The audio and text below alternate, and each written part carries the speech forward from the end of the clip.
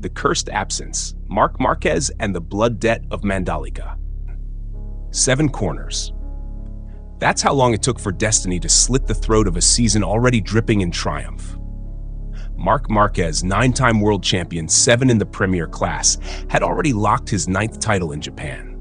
He walked into Mandalika not as a man hunting points, but as a monarch inspecting a battlefield he had already claimed. Then came Marco Bezzecchi's Aprilia miscalculation, a braking error sharp as a guillotine. The back of Marquez's Ducati GP25 was kissed by disaster, and in an instant, both bikes slid into gravel like corpses dragged to an unmarked grave. The damage was surgical. A fracture at the base of the coracoid process, a torn ligament in the right shoulder. Not fatal, but brutal enough to lock the warrior out of Phillip Island and Sepang. No surgery, no quick fix, only the cold command of immobilization. Ducati called it conservative treatment. In truth, it was exile. Marc Marquez will miss Australia. He will miss Malaysia. 2 temples of MotoGP will burn without their warlord. And yet the most cursed twist? The title was already his. Signed, sealed, celebrated. The champion was broken not in the chase for glory, but after glory was secured. So the poisoned question rises. Was this accident just bad luck in Mandalika heat, or did the system breathe relief seeing its most dangerous figure forced into silence? When the king is absent, is it mourning or plotting? Australia was supposed to be the celebration of inevitability. Phillip Island, the circuit where winds slice harder than knives, where races turn chaotic in seconds, was waiting for Marquez to stand on the tarmac like a returning ghost. The double-header of Phillip Island and Sepang was not about points. It was about spectacle. Ducati wanted the warlord in red on their factory seat to showcase the spoils of their engineering. The sponsors wanted the cameras catching his grin. The rivals wanted one last chance to measure themselves against him before the year closed. Instead, Mandalika spat on those plans. Factory Ducati had planned a double-edged narrative. Marquez, the conqueror, and Bagnaia, the heir apparent, the Red Empire's perfect symmetry. They wanted photos. Pecco smiling like diplomacy, Marquez glaring like war. But in the background, cracks were already showing. The GP25, that supposed weapon of perfection, had revealed itself to be a treacherous mistress. At Misano, at Motegi, at Mandalika, it smoked, it snapped, it refused to behave.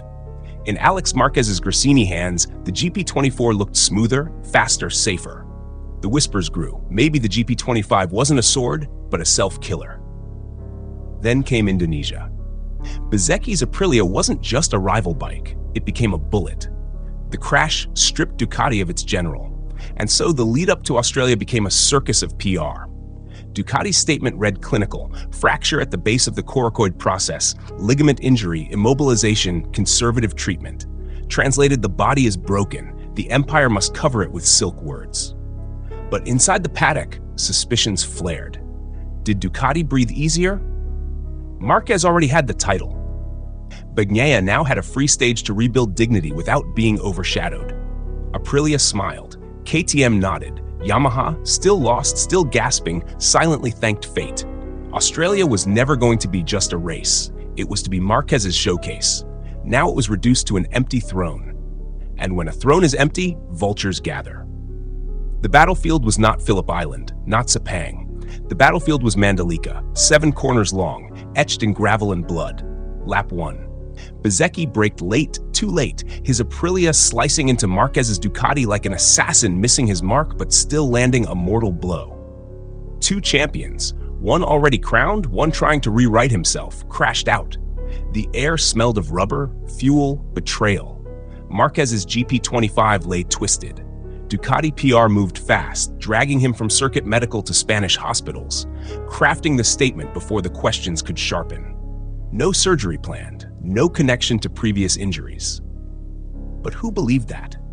Every scar on Marquez's body is a history book of betrayals. The shattered arm of Jerez 2020, the endless operations, the Honda years of pain. Now another fracture, another forced pause. The battlefield footage replays like war crime evidence. Marquez had qualified 9th. He was not chasing glory. He was measuring the field, keeping his rhythm, already holding the championship in his fist. Bezecchi's miscalculation robbed him not of points, but of presence. Australia without Marquez is like a storm without lightning. Sepang without Marquez is a theater missing its lead actor. But the question burns, was this accident an accident? Or did destiny decide one man cannot hold MotoGP hostage forever? Factories benefit. Ducati can now parade Bagnaia without comparisons. Aprilia shrugs, a racing incident. KTM circles, their golden boy Pedro Acosta preparing to feast on absence. Yamaha stays quiet, licking old wounds. And Marquez?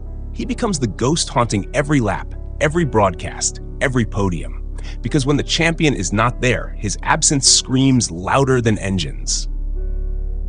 The collapse. The collapse wasn't Marquez falling in Mandalika. The collapse was what followed. Ducati without Marquez is a red machine missing its war paint. Bagnaia steps forward, but it's obvious. He is not the story. The story is the man missing. Every Bagnaia podium in Australia or Malaysia will be shadowed by the line. Yes, but Marquez isn't here. Aprilia cracks too. Bezecchi is now the villain, whether he intended to be or not. Every camera angle frames him as the man who clipped the king. Jorge Martin, his teammate, smirks in silence, but the damage is done. KTM feels opportunity, but also weight. Acosta may seize podiums, Binder may cut through chaos, but the narrative isn't theirs. It's Marquez's absence, hanging like fog. Even Yamaha, drowning in their own failure, feels the weight of relief. No Marc means less humiliation when their Pramac project limps across the line. And yet the collapse is deeper. MotoGP thrives on warlords. Rossi, Stoner, Lorenzo, Marquez, they shaped seasons not just with points but with presence. Without Marquez, Phillip Island becomes a race, not a war.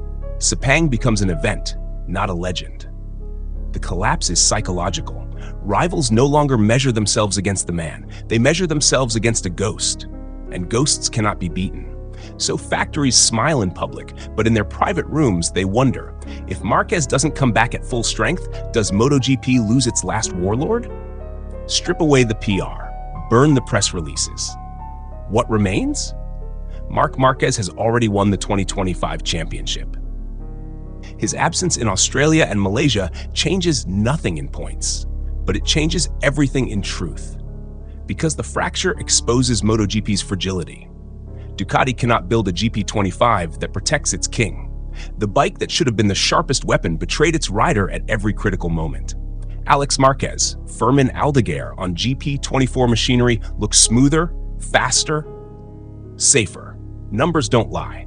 Ducati's factory effort looks like arrogance dressed as progress. Aprilia wanted legitimacy. Instead, they get infamy. Bezecchi's braking error is branded forever as the touch that broke the champion. KTM positions Acosta as the new messiah, but here lies the poison.